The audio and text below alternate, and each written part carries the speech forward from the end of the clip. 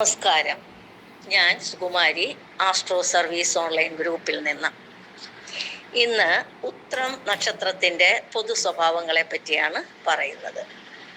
ഉത്രം നക്ഷത്രത്തിൽ ജനിക്കുന്നവർ ഉയർന്ന പദവിയിൽ എത്തുമെന്നാണ് ആചാര്യന്മാരുടെ അഭിപ്രായം. പ്രത്യേകിച്ചും ഉത്രത്തിൻ്റെ ഒടുവിലത്തെ മുക്കാൽ ഭാഗത്ത് ജനിക്കുന്നവർക്ക് വിജയസാധ്യത കൂടുതലുണ്ടെന്ന് പറയപ്പെടുന്നു. സൗഭാഗ്യവും ധനവും ഐശ്വര്യവും ഉത്രം നാളുകാർക്ക് സാധാരണഗതിയിൽ അനുഭവത്തിൽ വരും. സൗന്ദര്യവും ആരോഗ്യവും ഉണ്ടാകും. ഭൗതിക സുഖങ്ങൾ പൂർണ്ണമായി അനുഭവിക്കണമെന്ന് ആഗ്രഹമുള്ളവരായിരിക്കും ഇവർ.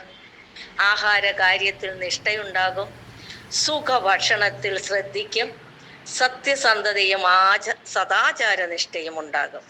അന്യരെ സഹായിക്കാൻ എപ്പോഴും സന്നദ്ധത കാണിക്കും. വക്രബുദ്ധി കുറയും. പെട്ടെന്ന് കോപിക്കുകയും അതുപോലെ തന്നെ ശാന്തതപ്പെടുകയും ചെയ്യാം. സ്വന്തം തെറ്റുകളെ പറ്റി പശ്ചാത്തപിക്കുന്ന സ്വഭാവമുണ്ടാകും. അത് അംഗീകരിക്കാൻ മടിയും കാണിക്കും.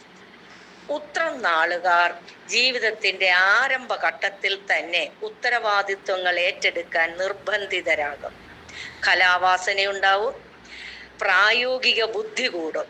ഒന്നുകൊണ്ടും മനസ്സ് മടുക്കുകയുമില്ല. സ്വാശ്രയ ബുദ്ധി കൂടും. ഉന്നത വിദ്യാഭ്യാസം നേടും. വിദ്യാപരമായ തൊഴിലേർപ്പെടും. സാമ്പത്തികമായി നല്ല ഉയർച്ച നേടും. ആർക്കും ഉപദ്രവം ചെയ്യരുതെന്ന് നിർബന്ധമുണ്ടാകും. പൊതുപ്രവർത്തനങ്ങളിൽ ഏർപ്പെട്ട് ഉയർച്ച നേടും.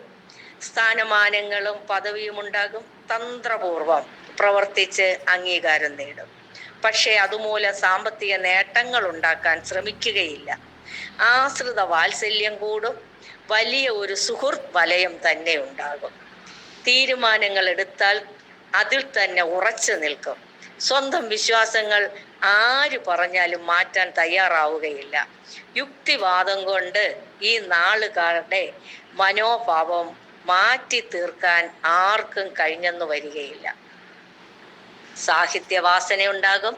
ലേഖകർ, അഭിഭാഷകർ, അധ്യാപകർ, ഗവേഷകർ എന്നീ നിലയിൽ ഉത്രം നാളുകാർ വളരെ ശോഭിക്കും. സംഘടനകളുടെ നേതൃത്വം വഹിക്കാനും അവയുടെ പ്രവർത്തനങ്ങൾ നിയന്ത്രിക്കാനും പ്രത്യേകമായ കഴിവും സാമർഥ്യവും ഉണ്ടാകും. ധാരാളം അനുയായികളും ഉണ്ടാകും. ആരോഗ്യം പൊതുവെ മെച്ചമായിരിക്കും. ഉദര രോഗങ്ങൾ ഇടയ്ക്കിടെ ബാധിച്ചുവെന്ന് വരാം. പക്ഷേ ഗൗരവമായ രോഗപീഠകളൊന്നും ഉണ്ടാവുകയില്ല. സുഖജീവിതത്തിലുള്ള താല്പര്യം മൂലം പഥ്യം ആചരിക്കാനും ദിനചര്യ ക്രമീകരിക്കാനും മടി കാണിക്കും. ഇത് ആരോഗ്യത്തിന് ഹാനികരമായി തീരാവുന്നതുമാണ്.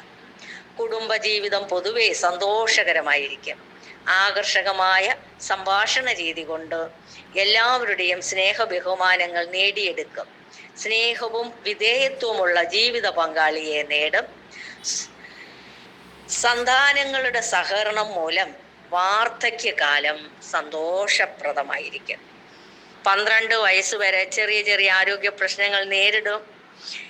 12 വയസ്സ് മുതൽ 20 വയസ്സ് വരെയുള്ള കാലത്ത് വിദ്യാഗുണം, കുടുംബസുഖം തുടങ്ങിയവ ഉണ്ടാകുമെങ്കിലും അപകടങ്ങൾ, മുറിവ്, ചതവുകൾ തുടങ്ങിയവ ഉണ്ടാകാനിടയുണ്ട്. 20 വയസ്സ് മുതൽ 30 വയസ്സ് വരെയുള്ള കാലത്ത് കുടുംബത്തിനും മാതാപിതാക്കൾക്കും ഗുണാനുഭവങ്ങൾ ഉണ്ടാകും. പക്ഷേ തൊഴിൽ സംബന്ധമായ അസ്ഥിരത, മനക്ലേശം, ശത്രുപീഡ തുടങ്ങിയവയും അനുഭവപ്പെട്ടുകൊണ്ടിരിക്കും.